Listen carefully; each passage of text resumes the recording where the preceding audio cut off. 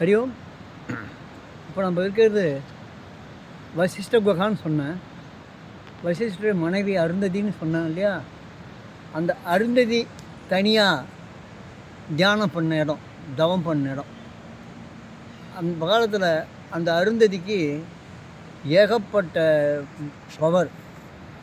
அருந்ததி தான் ஒரு டைமில் இந்த 3 தேவர்கள், பிரம்மா, சிவன், விஷ்ணு 3 பேர்த்தையுமே குழந்தைய மாற்றிடுறாப்புல.